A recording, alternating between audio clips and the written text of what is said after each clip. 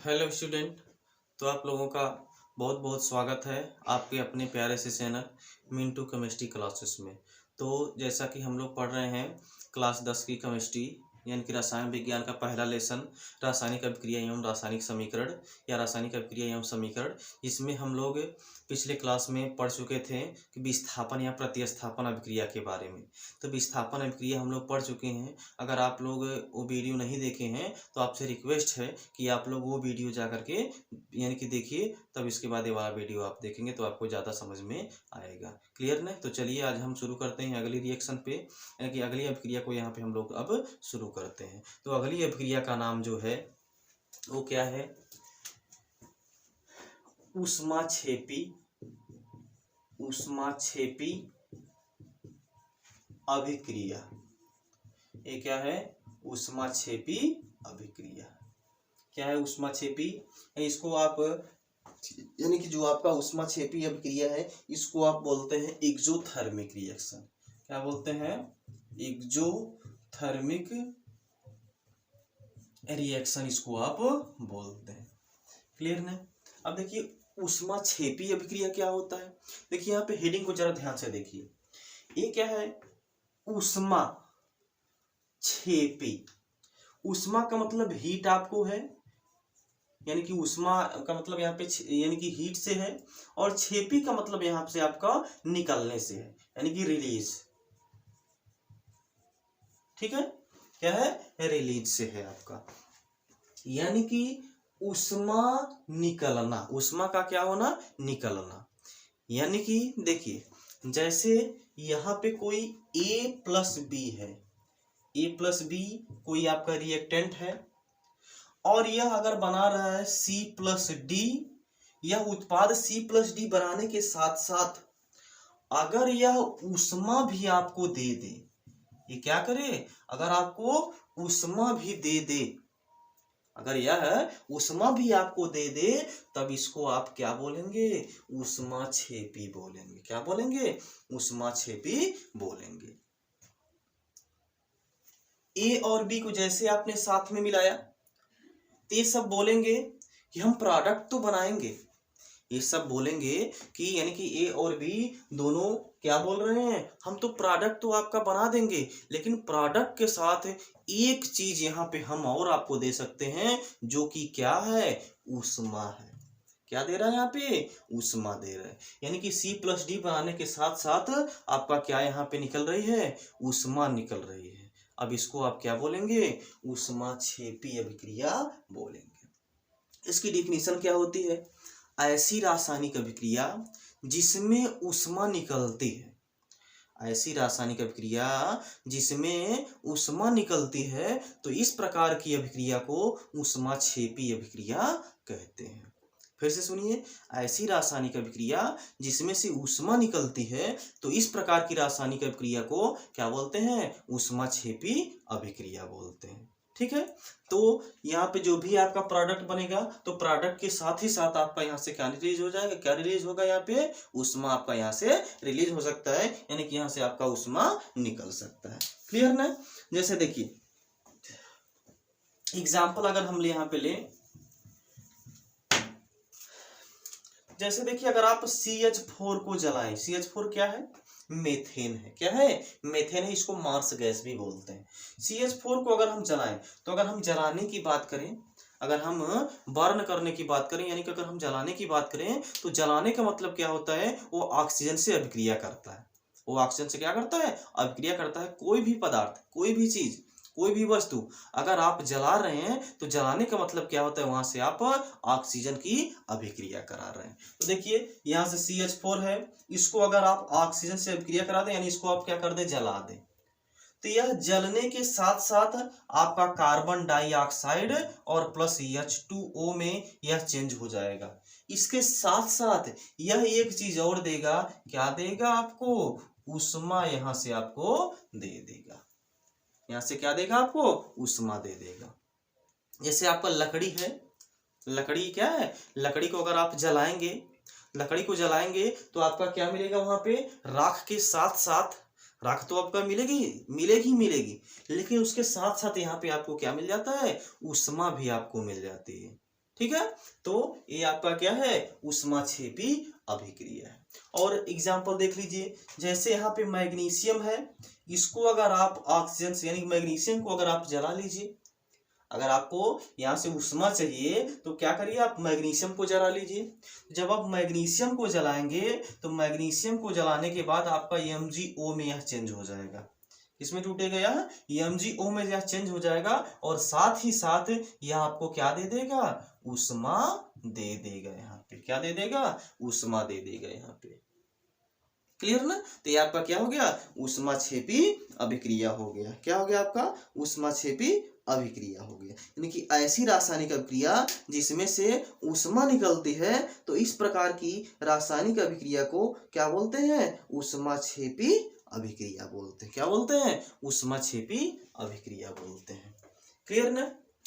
ते हो गया आपका ऊष्माक्षेपी अभिक्रिया, यानी कि इसको अगर आप जलाएंगे तो यानी कि इसकी अभिक्रिया अगर आप कराएंगे तो अभिक्रिया कराने के पश्चात आपका जो प्रोडक्ट बनेगा, तो प्रोडक्ट के साथ साथ आपको यहाँ पे क्या मिलता है, ऊष्मा मिलता है। यानी कि यहाँ पे क्या हो रहा है, देखिए ऊष्मा निकल रही है, ऊष्मा यहाँ से क्या हो रही है, निकल रही है, तब इसको आप क्या बोलेंगे, ऊष्माक्षेपी अभिक्रिया बोलेंगे। क्लियर? चलिए अब इसके बाद इसका दूसरा प्रकार है ऊष्माशोषी अभिक्रिया। इसका बिल्कुल उल्टा है, ऊष्माशोषी अभिक्रिया इसका बिल्कुल उल्टा है। ठीक है, तो ऊष्माशोषी में क्या होगा, देखिए ऊष्माशोषी अभिक्रिया, ऊष्माशोषी अभिक्रिया, ऊष्माशोषी अभिक्रिया क्या है, ऊष्माशोषी अभिक्रिया। इसको क्या बोलते हैं, इंडोथर्मिक, इंडोथर्मिक रिएक्शन बोलते हैं। क्या बोलते हैं, इंडोथर्मिक रिएक्शन बोलते हैं, यानी कि ऊष्माशोषी अभिक्रिया।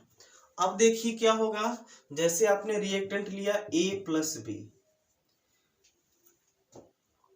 तो यह बोलेगा यानी कि आप बोल रहे हैं A+B को, यानी कि A को और B को कि भाई तुम दोनों लोग यहाँ पे प्रोडक्ट में चेंज हो जाओ, तो A और B बोलते नहीं भैया, हम ऐसा कभी भी नहीं करेंगे। जब तक आप हमको ऊष्मा नहीं दोगे तब तक हम प्रोडक्ट में चेंज नहीं होंगे। अब यहाँ पे आपको क्या करना पड़ेगा, ऊष्मा देनी पड़ेगी। आपको क्या करना पड़ेगा, यहाँ पे ऊष्मा देनी पड़ेगी। तो देखिए जब आप इसको ऊष्मा देंगे तभी यह आपका प्रोडक्ट में चेंज होगा। तो यहाँ पे आपने क्या कर दिया, इन दोनों की यानी इन दोनों का कहना मान लिया, और यहाँ पे आपने क्या कर दिया, इसको ऊष्मा दे दिया। क्या कर दिया, इसको ऊष्मा दे दिया। अब यह कन्वर्ट हो जाएगा C+D में, यानी कि अपने प्रोडक्ट में यह क्या हो जाएगा, चेंज हो जाएगा। जैसे आपकी हम यानी कि एग्जाम्पल की बात करें, जैसे आपको चाय बनानी है, क्या करनी है, चाय बनानी है। तो चाय बनानी है तो आप क्या करिए कि केतली में आप या फिर चाय बनाने वाले में आप ले लीजिए, चीनी ले लीजिए, दूध ले लीजिए, उसके बाद उसमें आपका जो भी आपका डालना हो, आपका जैसे कड़ा पत्ता वत्ता जो भी आपका डालना हो, तो डाल करके वैसे आप रख दीजिए। तो क्या वो चाय आपकी बन जाएगी, नहीं बनेगी। कि बन जाएगी, नहीं बनेगी। ठीक ना? और वहां पे आपको क्या करना पड़ेगा, हीट देना पड़ेगा, उसको क्या करना पड़ेगा, गर्म करना पड़ेगा, तभी आपका चाय वहां पे क्या होगी, बनेगी। तो वहां पे हम क्या कर रहे हैं, उसको ऊष्मा दे रहे हैं।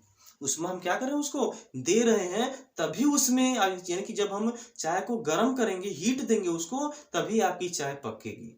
तो वहां पे क्या हो रहा है, देखिए ऊष्माशोषी अभिक्रिया उसको बोलेंगे। क्या बोलेंगे, ऊष्माशोषी अभिक्रिया बोलेंगे। अब इसकी डिफिनीशन क्या होगी, ऐसी रासायनिक अभिक्रिया, इसकी डिफिनीशन हम यहाँ पे बता दें आपको, ऐसी रासायनिक अभिक्रिया जिसमें ऊष्मा ग्रहण होती है, ऐसी रासायनिक अभिक्रिया जिसमें ऊष्मा ग्रहण होती है, तो इस प्रकार की अभिक्रिया को क्या बोला जाता है, इस प्रकार की अभिक्रिया को क्या बोला जाता है, ऊष्माशोषी अभिक्रिया बोला जाता है। यानी कि ऐसी रासायनिक अभिक्रिया जिसमें ऊष्मा ग्रहण होती है, तो इस प्रकार की रासायनिक अभिक्रिया को ऊष्माशोषी अभिक्रिया बोलते हैं।